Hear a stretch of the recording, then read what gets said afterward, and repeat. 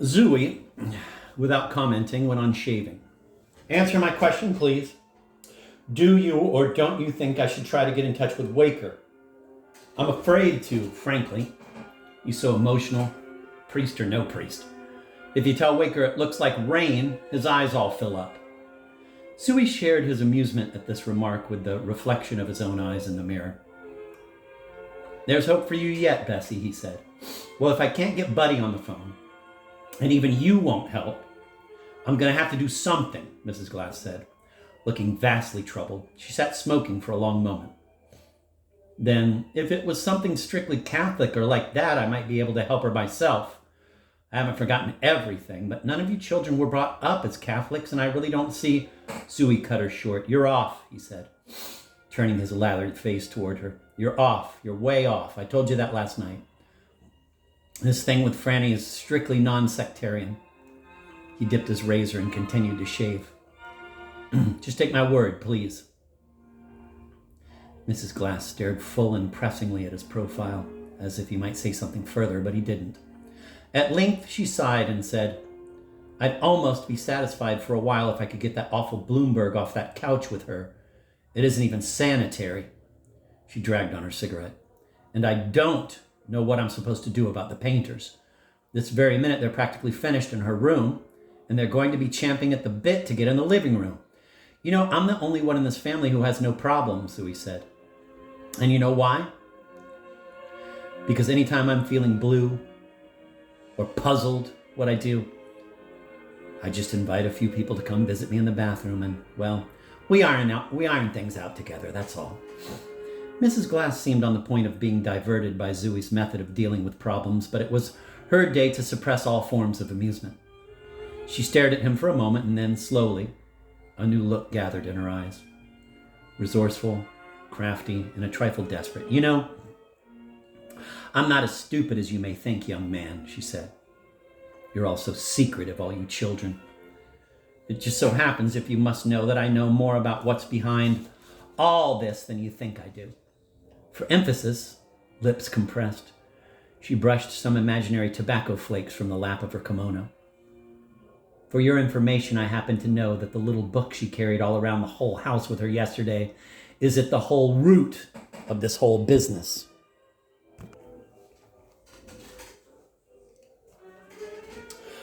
Zooey turned and glanced at her. He was grinning. How'd you figure that out? He said. Just never mind how I figured it out, Mrs. Glass said. If you must know, Lane has called up here several times. He's terribly worried about Franny. Zooey rinsed his razor. Who in hell is Lane? He asked. Unmistakably, it was the question of a still very young man who, now and then, is not inclined to admit that he knows the first names of certain people. You know very well who he is, young man, Mrs. Glass said with emphasis. Lane Coutel. He's only been Franny's boyfriend for a whole year. You've met him at least half a dozen times that I know of. So just don't pretend you don't know who he is. Zooey gave a genuine roar of laughter as if he clearly relished seeing any affectation brought to light, his own included.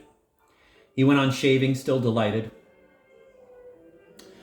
The expression is Franny's young man, he said, not her boyfriend. Why are you so out of date, Bessie? Why is that, Never mind why I'm so out of date. It may interest you to know that he's called up here 5 or 6 times since Franny got home. Twice this morning before you were even up. He's been very sweet and he's terribly concerned and worried about Franny. Not like some people we know, eh? Well, I hate to disillusion you, but I've sat by the hour with him and he's not sweet at all. He's a charm boy and a fake. Incidentally, somebody around here has been shaving their armpits or their goddamn legs with my razor, or dropped it. The head's way out of... Nobody's touched your razor, young man. Why is he a charm boy and a fake, may I ask? Why? Because he is, that's all. Probably because it's paid off. I can tell you one thing, if he's worried about Franny at all, I'll lay odds it's for the crummiest reasons.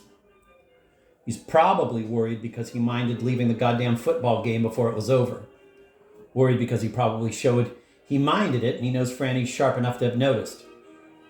I can just picture the little bastard getting her into a cab and putting putting her on a train and wondering if he can make it back to the game before the half ended. Oh, it's impossible to talk to you, but absolutely impossible. I don't know why I try even. You're just like Buddy. You think everybody does something for some peculiar reason. You don't think anybody calls anybody else up without having some nasty, selfish reason for it. Exactly, in 9 cases out of 10. And this Lane pill isn't the exception, you can be sure. Listen, I talked with him for 20 deadly goddamn minutes one night while Franny was getting ready to go out, and I say he's a big nothing. He reflected, arresting his razor stroke. What in hell was it he was telling me? Something very winning. What was it? Oh, yes. He was telling me he used to listen to Franny and me every week when he was a kid, and you know what he was doing, the little bastard? He was building me up at Franny's expense for absolutely no reason except to ingratiate himself and show off his hot little Ivy League intellect. Zooey put out his tongue and gave a subdued, modified Bronx cheer.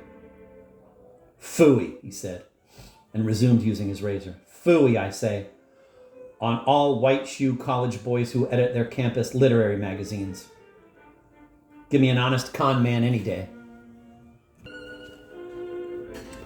Mrs. Glass directed a long and oddly comprehensive look at his profile. He's a young boy not out of college yet, and you make people nervous, young man, she said, most equably for her. You either take to somebody or you don't. If you do, then you do all the talking and nobody can even get a word in edgewise. If you don't like somebody, which is most of the time, then you just sit around like death itself and let the person talk themselves into a hole. I've seen you do it. Zooey turned full around to look at his mother. He turned around and looked at her, in this instance, in precisely the same way that at one time or another, in one year or another, all his brothers and sisters, and especially his brothers, had turned around and looked at her. Not just with objective wonder at the rising of a truth,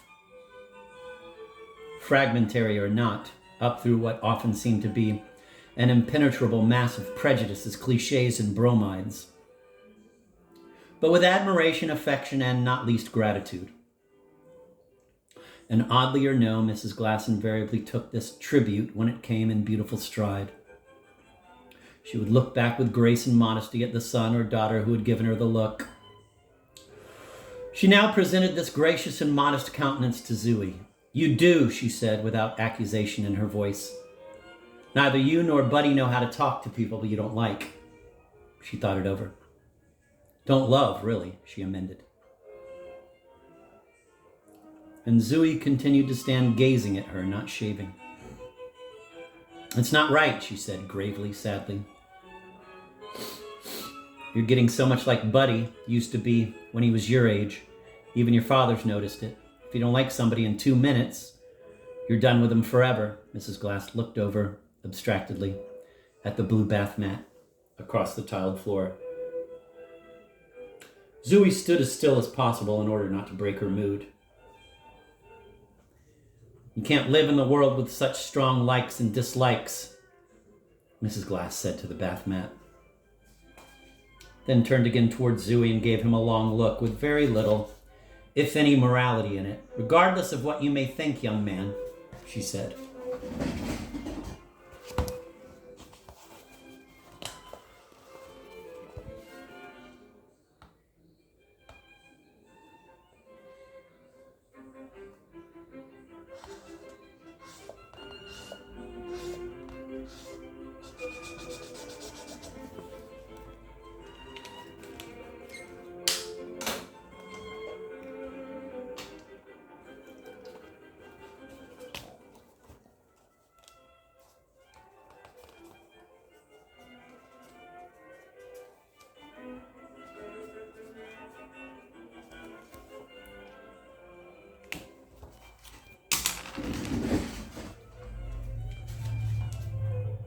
Zooey looked back at her steadily, then smiled and faced around to examine his beard in the mirror.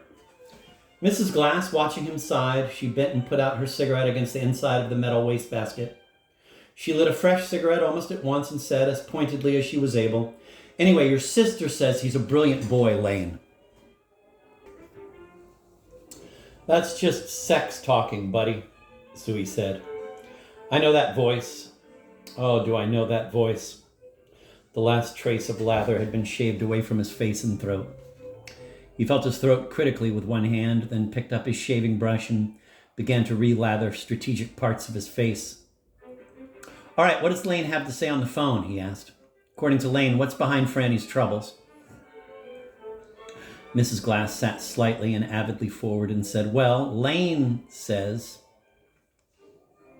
it all has to do, this entire thing with that little book she's got with her all the time.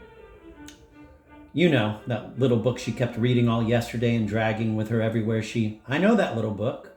Go on. Well, Lane says it's a terribly religious little book, fanatical and all like that. And that she got it out of the library at college and now she thinks maybe she's... Mrs. Glass broke off. Zooey had turned toward her with somewhat menacing alertness. What's the matter? She asked. He said she got it where? Out of the library at college. Why? Zooey shook his head and turned back to the wash bowl. He put down his shaving brush and opened the medicine cabinet. What's the matter? Mrs. Glass demanded. What's the matter with that? Why such a look, young man? Zooey didn't reply till he had opened a new package of razor blades. Then, dismantling his razor, he said, You're so stupid, Bessie. He ejected the blade from his razor.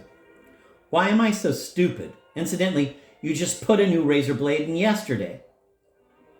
Zooey, his face expressionless, locked a new blade into his razor and began his second time over shave. I asked you a question, young man. Why am I so stupid? Didn't she get that little book out of her college library or what? No, she didn't, Bessie, Zooey said, shaving. That little book is called The Pilgrim Continues His Way, and it's a sequel to another little book called The Way of a Pilgrim, which she's also dragging around with her. And she got both books out of Seymour and Buddy's old room, where they've been sitting on Seymour's desk for as long as I can remember. Jesus, God Almighty. Well, don't get abusive about it. Is it so terrible to think she might have gotten them out of her college library and simply brought them? Yes, it is terrible. It is terrible when both books have been sitting on Seymour's goddamn desk for years. It's depressing. An unexpected, a singularly non-combatant note came into Mrs. Glass's voice. I don't go in that room if I can help it, and you know it, she said.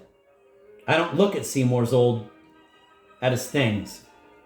Zooey said quickly, all right, I'm sorry, without looking at her. And although he hadn't quite finished his second time over shave, he pulled the face towel down from his shoulders and wiped the remaining lather off his face. Let's just drop this for a while, he said, and tossed the face towel over onto the radiator. It landed on the title page of the Rick Tina manuscript. He unscrewed his razor and held it under the cold water tap.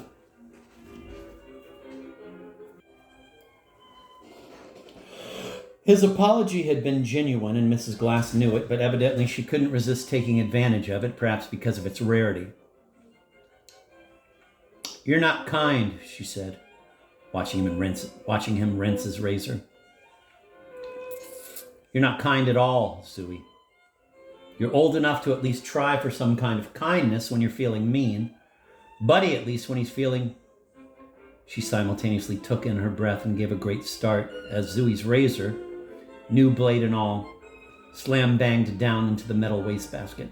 Quite probably Zooey hadn't intended to send his razor crashing into the wastebasket, but had merely brought his left hand down with such suddenness and violence that the razor got away from him. In any case, it was certain that he hadn't intended to strike and hurt his wrist on the side of the wash bowl. Buddy, buddy, buddy, he said. Seymour, Seymour, Seymour. He had turned toward his mother, whom the crash of the razor had startled and alarmed, but not really frightened. So sick of their names I could cut my throat. His face was pale, but very nearly expressionless. This whole goddamn house stinks of ghosts. I don't mind so much being haunted by a dead ghost, but I resent like hell being haunted by a half-dead one. I wish to God Buddy'd make up his mind. He does everything else Seymour ever did, or tries to. Why the hell doesn't he kill himself and be done with it?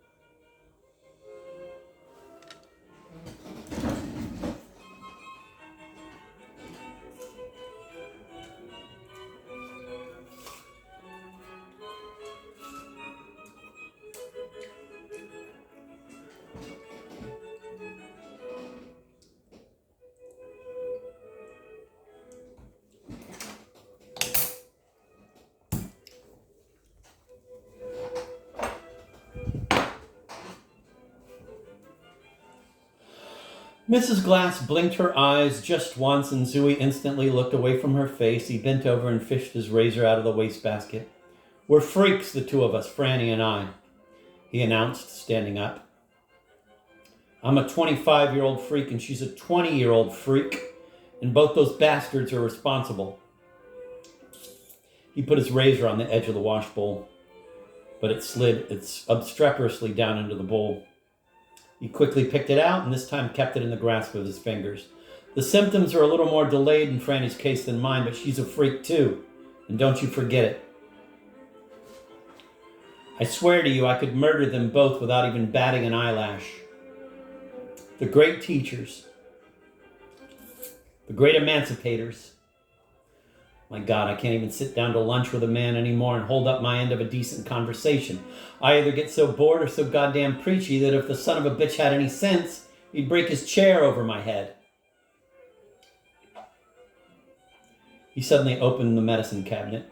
He stared rather vacuously into it for a few seconds, as though he'd forgotten why he opened it, then put his undried razor in its place on one of the shelves.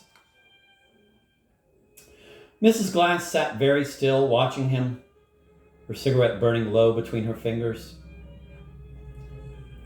She watched him put the cap on the tube of shaving lather. He had some difficulty finding the thread.